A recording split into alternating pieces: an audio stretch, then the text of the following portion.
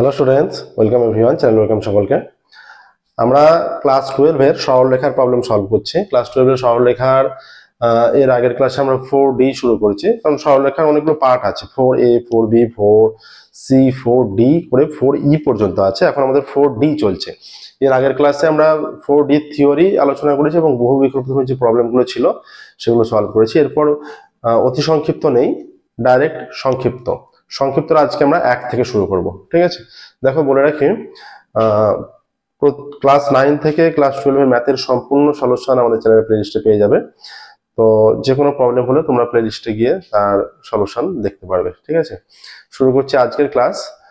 সরলরেখা 4D পার্টের 1 থেকে বলছে 1 0 0 বিন্দু থেকে একটা সরলরেখা দিয়েছে। এগুলো আমাদের ত্রিমাত্রিক দেশে সরলরেখা চলছে। ঠিক আছে, ক্লাস 11 এ যে সরলরেখা করেছিল 2 ডাইমেনশনের উপর, এক্স অ্যাক্সিস ওয়াই অ্যাক্সিস, শুধুমাত্র এখানে X axis Y axis Z axis ত্রিমাত্রিক দেশে।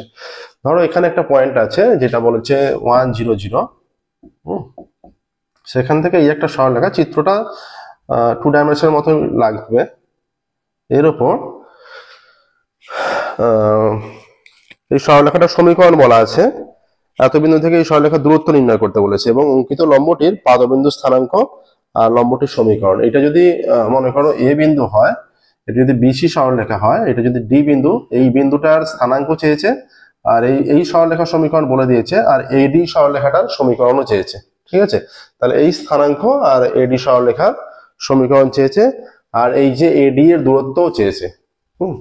তাহলে প্রদত্ত বিন্দু স্থানাঙ্ক 1 0 0, প্রদত্ত বিন্দু 1 0 0। ঠিক আছে, বিন্দু স্থানাঙ্ক 1 0 0। সরলরেখার সমীকরণ কত? সরলরেখার সমীকরণ দেওয়া আছে x - 1/2, সরলরেখার সমীকরণ x - 1/2 is equal to y plus 1 by minus 3, y plus 1 by minus 3 is equal to x minus 1/2 y plus 1 by minus 3 z plus 10 by 8, z plus 10 by 8। তাহলে এই সরলরেখার উপর যে কোনো একটা বিন্দু স্থানাঙ্ক আমরা ধরে নিচ্ছি। এই সরলরেখাটির উপর যে কোনো বিন্দু স্থানাঙ্ক, সরলরেখার উপর যে কোনো একটি বিন্দুর স্থানাঙ্ক কত হয়ে যাবে? 2t plus 1 minus 3t minus 1, আর এটা ইকুয়াল টু টি ধরে নিলে এটা হচ্ছে 8t, 10টার দিকে গেলে -10। এইটা হচ্ছে যে কোনো একটা বিন্দু। ঠিক আছে, যে কোনো একটা বিন্দু যদি ডি বিন্দুটা হয়, তাহলে অতএব যে লম্ব, যেটা লম্ব, সেই লম্বের এটা হচ্ছে ডি বিন্দুটা। আমরা এখানে চিত্র অনুযায়ী বলতে পারি যে কোনো একটা বিন্দু মানে ডি বিন্দুটা। ঠিক আছে, এবার এই যে এবি সরলরেখা এডি এর দিক অনুপাত, অতএব এডি সরলরেখার দিক অনুপাত কত হবে? এডি এর দিক অনুপাত,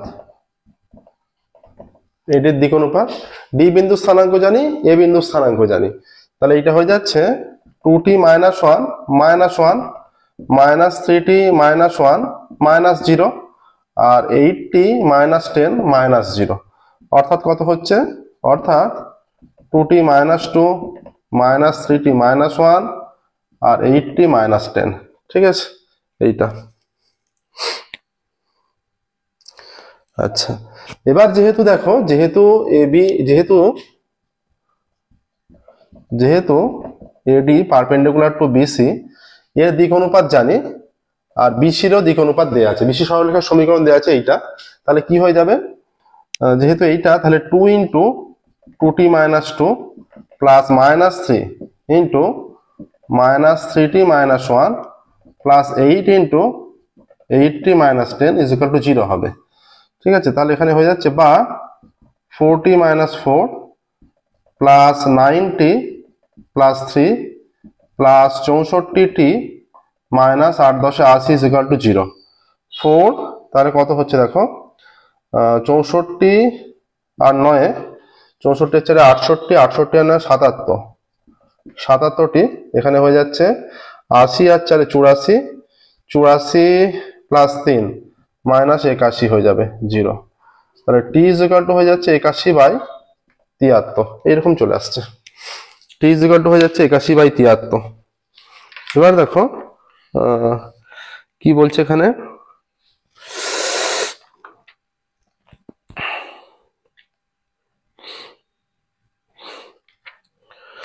দিক অনুপাত নির্ণয় করেছি এই সরলরেখার, যে কোনো বিন্দু স্থানাঙ্ক নিয়েছি সরলরেখার উপর, যে কোনো 2t + 1 - 3t - 1 8t - 10 এর তার দিক অনুপাত নির্ণয় করেছি সরলরেখাটার।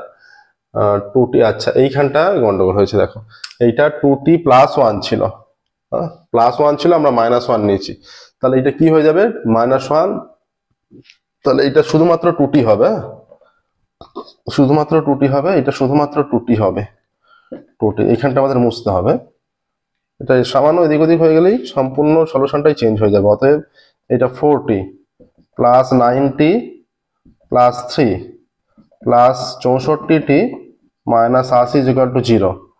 তাহলে 64 আর 4 68, 68 আর 9 77, 77t, আচ্ছা -77 = 0। অতএব 77t = 77, অতএব t = 77/77, t = 1, t = 1 আসছে। কি চেয়েছে এখানে, প্রথমত যেটা চেয়েছে বলছে সরলরেখার দূরত্ব, তাহলে সরলরেখার দূরত্বের জন্য, এই সরলরেখার দূরত্বের জন্য ডি বিন্দু স্থানাঙ্ক নির্ণয় করতে হবে। অতএব ডি বিন্দু স্থানাঙ্ক এইটা, অতএব ডি বিন্দু স্থানাঙ্ক কত হয়ে যাচ্ছে, 2 × 1 + 1 - 3 × 1 - 1 কমা 8 × 1 - 10 হয়ে যাচ্ছে 2 × 1 = 2 + 1 3, এটা -4 -2, ঠিক আছে, এইটা 3 -4 -2, এটাই কিন্তু লম্বের পাদবিন্দু, ঠিক আছে, এটাই কিন্তু। অতএব সরলরেখার উপর লম্বের পাদবিন্দু স্থানাঙ্ক একবার আমরা আগেই উল্লেখ করে রাখছি। অতএব সরলরেখার উপর লম্বের পাদবিন্দুর স্থানাঙ্ক 3 - 4 - 2, এইটা সরলরেখার উপর লম্বের পাদবিন্দু স্থানাঙ্ক। আর কি চেয়েছে, সরলরেখা দুটির দূরত্ব, অতএব সরলরেখা দুটির দূরত্ব এইটা তার মানে এসে গেছে 3 - 4 - 2, ঠিক আছে। অতএব সরলরেখা দুটির দূরত্ব, এখানে আমরা যে কোনো বিন্দু ধরে নিয়েছিলাম, যে কোনো বিন্দু ধরে লম্বের কন্ডিশন দিচ্ছি, মানে এটা লম্ব বিন্দুই হয়ে যাচ্ছে, ঠিক আছে। অতএব কি বলেছে, বলেছে সরলরেখার দূরত্ব, তাই তো। অতএব 1 0 0 বিন্দু থেকে সরলরেখার দূরত্ব = এটা 3 - 1 তার স্কয়ার প্লাস -4 - 0 তার স্কয়ার প্লাস -2 - 0 তার স্কয়ার, এত একক। তাহলে 3 - 1 2 তার স্কয়ার প্লাস -4 তার স্কয়ার প্লাস -2 তার স্কয়ার, এত একক। এটা হয়ে যাচ্ছে 4 + 16 + 4, ঠিক আছে, এত একক। আচ্ছা, = 16 আর 4 20 আর 4 24, √24 একক। এটা হয়ে যাচ্ছে √24 মানে 4 6 24 হয়, তাই তো, 4 6 24 মানে 2√6, এটা লম্বের দূরত্ব 2√6 একক হচ্ছে। দেখো আর কি চেয়েছে, আর একটা চেয়েছে লম্বের সমীকরণ চেয়েছে, ঠিক আছে, লম্বের সমীকরণ চেয়েছে। তাহলে এই সরলরেখাটার সমীকরণ, তাহলে এর দিক অনুপাত কত, সরলরেখার দিক অনুপাত কত হয়ে যাচ্ছে দেখো, তাহলে এত বিন্দুগামী আর দিক অনুপাতটা আমরা নির্ণয় করে নিচ্ছি, তাহলে সরলরেখার সমীকরণ হয়ে যাবে। আমরা ভেক্টর আকারে লিখে দিচ্ছি সমীকরণটা। তাহলে লম্বের দিক অনুপাত আগে বের করো, দুটো বিন্দু জানি আমরা দিক অনুপাত বের করে ফেলতে পারবো। তাহলে লম্বটি এত বিন্দুগামী, লম্বটি 1 0 0 বিন্দুগামী, আর লম্বের দিক অনুপাত লম্বের দিক অনুপাত হয়ে যাবে, যেহেতু বিন্দুগুলো বলা আছে এখানে দেখো 2 - 0, এখানটা হয়ে যাচ্ছে লম্বের দিক অনুপাত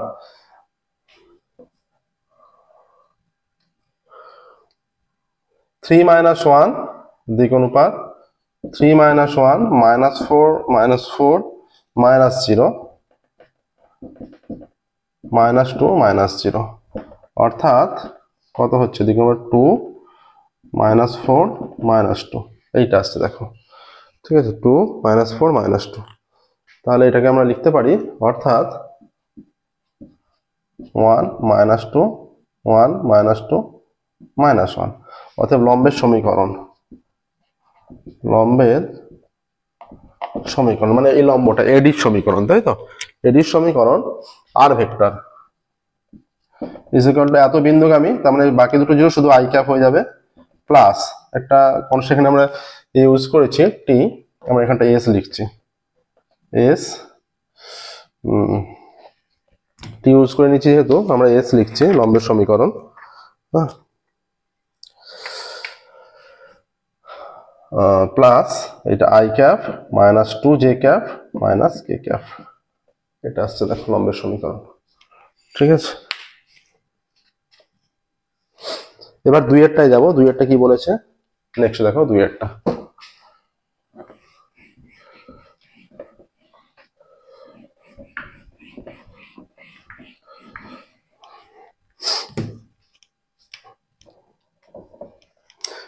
বলে দিয়েছে এ বি সি তিনটি বিন্দু দেয়া আছে, এ বিন্দু থেকে বি সি এর উপর অঙ্কিত লম্ব। দেখো এখানে এইরকম আছে, এ বিন্দু বলা আছে, এটা বি সি, এ বিন্দু কত বলা আছে দেখো, এ বিন্দু বলা আছে 104, ঠিক আছে, এ বিন্দু 104। আচ্ছা, বিসির ওপর অঙ্কিত লম্বের পাদবিন্দু ডি, বিসির ওপর অঙ্কিত লম্বের পাদবিন্দু ডি, আচ্ছা, আর ডি বিন্দু স্থানাঙ্ক, তাহলে ডি বিন্দু স্থানাঙ্ক চেয়েছে, শুধুমাত্র ডি বিন্দু স্থানাঙ্ক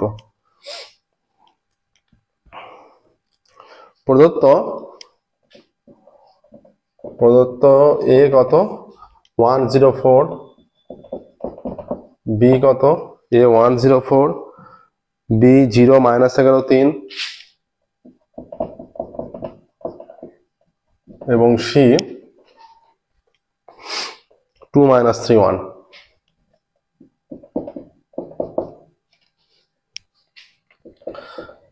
এটা বিন্দু। আচ্ছা, এ বিন্দু থেকে বিসি এর উপর অঙ্কিত লম্বের পাদবিন্দু ডি, এ বিন্দু থেকে বিসি এর উপর অঙ্কিত লম্বের পাদবিন্দু ডি, ঠিক আছে। তাহলে দেখো, অতএব বিসি সরলরেখার সমীকরণ, অতএব বিসি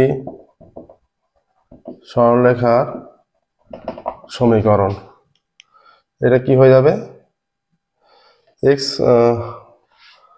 বিসি সরলরেখার সমীকরণ x - x1 by x2 - x1, তাহলে x - 0 by 2 - 0, y - plus 11 by -3 plus 11 is equal to z - 3 by 1 - 3, অতএব x by 2 is equal to y plus 11 by 8 is equal to z - 3 by -2, অতএব সরলরেখার উপর যে কোনো বিন্দু,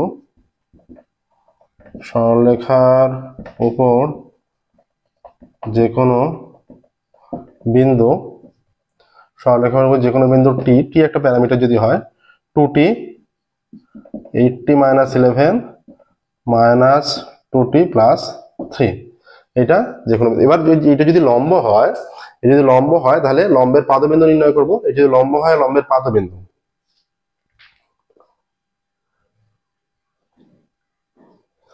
তাহলে এবার দেখো এডি এর প্রবণতা, অতএব এডি এর প্রবণতা কত, এডি এর প্রবণতা, এখানে ডি বিন্দু আছে লম্বের পাদবিন্দু, মানে এটা ডি, ঠিক আছে, এডি এর প্রবণতা হয়ে যাচ্ছে এটা 2t -1, আচ্ছা 8t -11 -0, আর এটা হয়ে যাচ্ছে -2t +3 -4, অর্থাৎ কত হয়ে যাচ্ছে, অর্থাৎ 2t -1 8t -11 -2t -1, ঠিক আছে, এইটা হচ্ছে।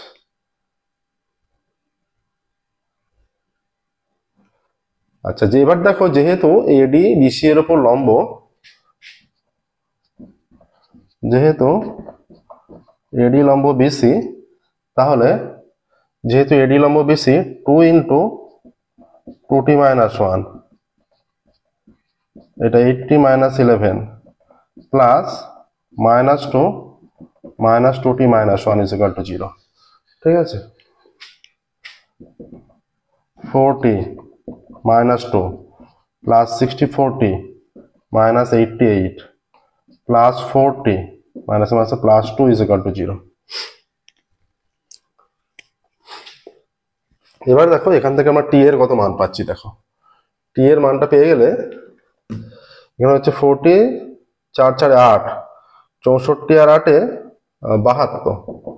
72টি, এটা হচ্ছে -2 +2 কেটে গেলে 88 থেকে ডান দিকে -88 = 0, তাহলে t হয়ে যাচ্ছে 88 ডান দিকে চলে যাবে বাই 72, তাহলে t হয়ে যাচ্ছে 4 18 72, 4 22 88, তাহলে t 11/9 হয়ে যাচ্ছে, ঠিক আছে, t 11/9। এবার কি চেয়েছে, চেয়েছে ডি বিন্দু স্থানাঙ্ক, অতএব ডি বিন্দু স্থানাঙ্ক আমাদের বেরিয়েছে এইটা, এইখানে শুধু মানটা পুট করে দিলেই হবে, অতএব ডি বিন্দু স্থানাঙ্ক, অতএব ডি বিন্দুর স্থানাঙ্ক, আচ্ছা 2 × 11/9, 8 × 11/9 -11 -2 × 11/9 +3, এইটা আসছে, ঠিক আছে।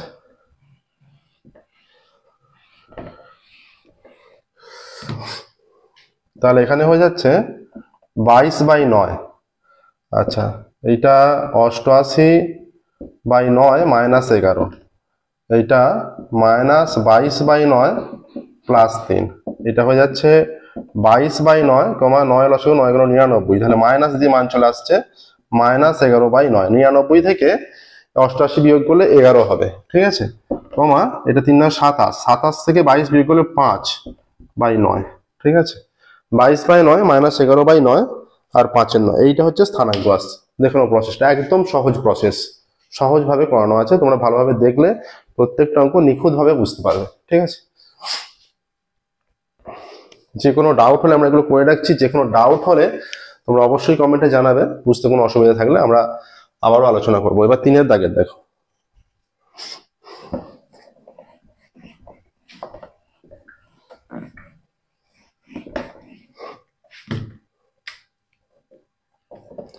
তিনের দাগের কি বলেছে, 5 4 -1 বিন্দু থেকে বিন্দু স্থানাঙ্ক, বিন্দুর স্থানাঙ্ক কত, 5 4 -1, 5 4 -1, আচ্ছা সরলরেখার সমীকরণ,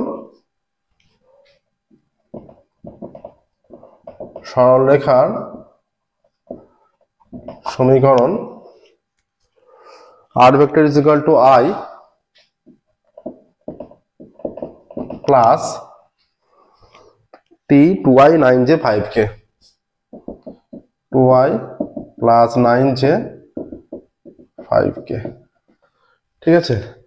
অতএব সরলরেখার সমীকরণ অনুরূপে কি হবে, অতএব সরলরেখাটিকে লিখতে পারি,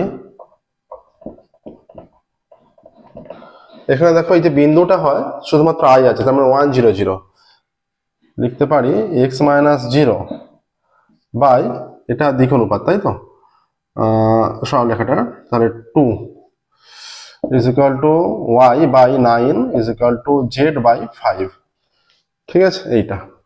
অতএব সরলরেখা বলছে অঙ্কিত লম্বের দৈর্ঘ্য, তাহলে এইরকম যদি এইটা হচ্ছে যদি সরলরেখা হয়, এখানে এইটা যদি লম্ব, এইটা 5 4 4, এটা হচ্ছে এই সরলরেখাটার সমীকরণটা এইটা, এটা যদি এবি হয়, এটা সি বিন্দু, এটা ডি বিন্দু, এটা সি বিন্দুটা হচ্ছে 5 4 -1। এরকম যদি ছবিটা এঁকে নাও, তাহলে সি বিন্দুর স্থানাঙ্ক হচ্ছে এইটা।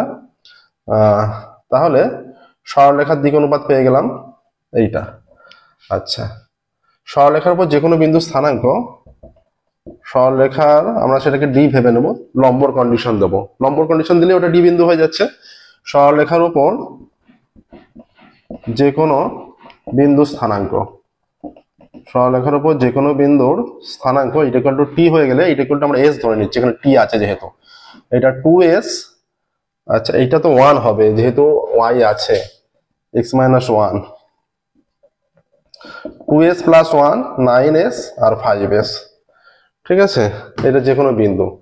তাহলে সরলরেখার দিক অনুপাত আছে, এবার তাহলে লম্বের দিক অনুপাত। অতএব লম্বের দিক অনুপাত, লম্বের দিক অনুপাত কি হবে? 2s + 1, এখানে -5 আছে, -5 করতে হবে, 9s এটা -4 হবে, আর এটা 5s এটা মাইনাস +1 হবে। অর্থাৎ কি হয়ে যাচ্ছে? 2s - 4, 9s - 4, 5s + 1।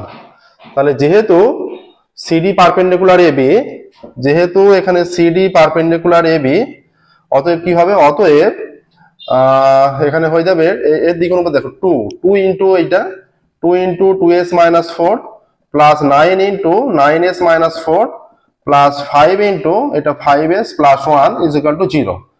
অতএব এখানে কি হয়ে যাচ্ছে? 4s - 8 plus 81s minus 4 9 36 plus 25s plus 5 is equal to 0। এখানে হচ্ছে 4s, 81 আর 4 85, 85 আর 25 কত হয়ে যাচ্ছে? 85 আর 25 90, 110s, 110s আর 36 আর 44, 44 plus 5 minus 39 is equal to 0। এইটা আসছে দেখো। অতএব এইটা হয়ে যাবে, এখানে এস হবে, অতএব 100s ইজ ইকুয়াল টু 39। তাহলে এস ইজ ইকুয়াল টু 39/10110, এইটা আসছে এস এর মান। হ্যাঁ, তাহলে লম্বের দৈর্ঘ্য চেয়েছে, লম্বের দৈর্ঘ্য চেয়েছে যেহেতু, তাহলে ডি বিন্দু স্থানাঙ্কটা নির্ণয় করতে হবে, তাহলে লম্বের দৈর্ঘ্য পেয়ে যাবো, সিডি বের করে নেবো। অতএব দেখো, সরলরেখার উপর যে কোনো বিন্দু, তার মানে এটা ডি বিন্দু, এইটাই ডি বিন্দু। হ্যাঁ, অতএব ডি বিন্দু স্থানাঙ্ক এটা হচ্ছে 5 4 -1 আমরা লিখে রেখেছি। অতএব ডি বিন্দু স্থানাঙ্ক 5 4 -1 লেখা আছে, এখানে একটু মুছে দিচ্ছি দেখো। ডি বিন্দু স্থানাঙ্ক বলে আমরা কোথায় পুট করব? এইখানটা মুছে দিলাম, এটা 2s + 1 ছিল, তাই তো, -1 ছিল। অতএব ডি বিন্দু স্থানাঙ্ক, অতএব ডি বিন্দুর স্থানাঙ্ক, আচ্ছা 2 ইন্টু 39/110, আচ্ছা 2s + 1, এটা 9 ইন্টু 39/110, এটা 5 ইন্টু 39/110, এইটা ইজ ইকুয়াল টু 78/110, 9 81 1 থেকে 8, 3 9 27 আর 8 35/110, 5 9 45 5 হাত থেকে 4, 5 9 45 হাত থেকে 4, 3 5 15 4 19, 195/110, এইটা আসছে। ঠিক আছে, এবার দেখো এখানে কি চেয়েছে সেটা দেয়নি, এখানে বলেছে লম্বের দৈর্ঘ্য। অতএব লম্বের দৈর্ঘ্য, এখানে পুট করেছি দেখো 2s, 78/110, 2s + 1, আচ্ছা 2s + 1 আছে, +1টা তো করতে হবে, 2s + 1, তাহলে +1 করলে 78/110, তাহলে এটা যোগ করলে কত হয়ে যাচ্ছে? 78, 110 + 78, তার মানে 100, 78 10 188, এইটা 9s 9 81 1 হাত থেকে 8, 4 9 3 9 27 আর 8 35, 5 9 45 এর 5 থেকে 4, 3 5 15 4 19, এটা ডি বিন্দু স্থানাঙ্ক। অতএব লম্বের দৈর্ঘ্য মানে সিডির দৈর্ঘ্য। ঠিক আছে, মনে রাখবে লম্বের দৈর্ঘ্য মানে সিডির দৈর্ঘ্য। অতএব লম্বের দৈর্ঘ্য সমান, অতএব লম্বের দৈর্ঘ্য ইজ ইকুয়াল টু √(= এইটা 188/110 -5 তার স্কোয়ার প্লাস 351/110 -4 তার স্কোয়ার প্লাস 195/110 মাইনাস মাসে +1 তার স্কোয়ার এত একক। আচ্ছা এটা এবার হবে রুট ওভার অফ এইখানটা হয়ে যাচ্ছে দেখো 110 আর এটা 188 মাইনাস তাহলে 0 5 একে 5 5 একে 5 এটা স্কোয়ার প্লাস 110 351 তাই তো মাইনাস 440 তার স্কোয়ার এটা 110 আর এটা 195 প্লাস 110 তার স্কোয়ার এত একক is equal to root over of তাহলে প্রত্যেকটা এটা হয়ে যাচ্ছে 110 এর স্কোয়ার, হ্যাঁ 110 তার স্কোয়ার আর এইটা হয়ে যাচ্ছে কত স্কোয়ার তাহলে 8 × 10 2 10 হাতে 1 8 থেকে 9 9 × 15 6 15 হাতে 1 1 থেকে 2 3 5 তাহলে মাইনাস 362 তার স্কোয়ার প্লাস এটা হয়ে যাচ্ছে 110 1 × 10 9 10 হাতে 1 5 থেকে 6 6 × 14 8 14 তাই তো হাতে 1 3 রেখে 4 তাহলে মাইনাস 89 তার স্কোয়ার প্লাস এটা 110 এর স্কোয়ার। আচ্ছা এখানে হয়ে যাচ্ছে 110 তার স্কোয়ার এটা 5 9 রেখে 10 এর 0 হাতে 1 1 রেখে 2 রেখে 3 305 এর স্কোয়ার এত একক। এটা কত হচ্ছে দেখো 362 কিন্তু এটা স্কোয়ার করলে মাইনাস মাইনাস অটোমেটিক প্লাস হয়ে যাবে। আচ্ছা এইটা হয়ে যাচ্ছে 362 ইন্টু 362 তাই তো 2 দুগুণে 4 6 দুগুণে 12 2 হাতে 1 3 দুগুণে 6 রেখে 7 ইন্টু 6 দুগুণে 12 2 হাতে 1 6 দুগুণে 12 2 হাতে 1 6 36 রেখে 37 এর 7 হাতে 3 3 6 18 3 21 3 দুগুণে 6 3 দুগুণে 6 3 6 18 8 হাতে 1 3 থেকে 9 রেখে 10 ঠিক আছে 6 3 6 18 থেকে 3 থেকে 9 রেখে 10 4 4 7 7 14 6 20 0 হ্যাঁ 4 4 7 14 6 20 0 হাতে 2 আর রেখে 9 9 2 11 1 হাতে 1 2 আর 3 1 এবার দেখো 89 × 89 এটাও মাইনাস মাইনাসে প্লাস হয়ে যাবে 9 9 81 1 হাতে 8 আর 9 72 8 80 ইন্টু 8 9 72 2 হাতে 7 8 9 72 2 হাতে 7 আর 864 এর সাথে 864 এর সাথে হয়ে যাচ্ছে 64 আর 7 64 এর সাথে 71 তাই তো 64 এর সাথে 64 71 এটা হচ্ছে 1 2 8 রেখে 9 7 আচ্ছা এটা হয়ে যাচ্ছে 7921 তাই তো আর একটা আছে 305 × 305 এটা কত হচ্ছে 305 305 5 5 25 এর 5 হাতে 2 5 0 0 2 5 5 25 হাতে 2 5 5 0 0 2 3 5 15 ইন্টু 0 0 0 ইন্টু 3 1 3 5 15 5 3 5 15 5 হাতে 1 3 0 0 1 3 3 9 এটা হয়ে যাচ্ছে 5 2 5 5 10 এর 0 হাতে 1 5 5 10 এর 0 হাতে 1 এইটা 1 আর 1 2 আর 1 3 এটা 9 তাহলে এটা হয়ে যাচ্ছে 93025 এটা 9 3 0 2 5 এটা হয়ে যাচ্ছে তাহলে 5 10 এর 0 হাতে 1 4 5 9 আর 1 10 এর 0 হাতে 1 আর এটা হয়ে যাচ্ছে 4 আর 2 6 আর 2 8 8 আর 1 9 8 আর 1 9 আর হয়ে যাচ্ছে 8 আর 1 9 এটা 9 চলে আসছে 7 3 10 আর 1 11 1 হাতে 1 হাতে 1 9 আর 3 12 আর 13 3 হাতে 1 হাতে 1 এইটা হয়ে যাচ্ছে 1 আর 1 2 তাহলে এখানে কত আসছে দেখো is equal to root over of এটা প্রত্যেকটা 110 এর স্কয়ার লসাগু হয়ে যাচ্ছে।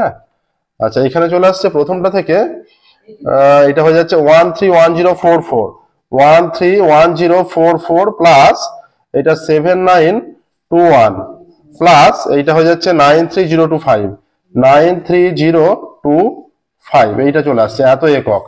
ঠিক আছে এইটা পেয়ে যাওয়ার পর এর যোগফলটা কত হচ্ছে এইটা আসছে এইখানে লিখছি আবার এখানটা মুছে দিয়ে আসছে দেখো লম্বের দৈর্ঘ্য নির্ণয় হচ্ছে। ঠিক আছে এইটা আসছে এবার is equal to root over of এইটা 110 × 110 এইটা হয়ে যাচ্ছে এটা কত হচ্ছে 2323190 এত একক, 231,990 এত একক। এই 0 0 কেটে দিচ্ছি, এইটাকে 11 দিয়ে ভাগ করা যায় কি দেখছি, দেখো।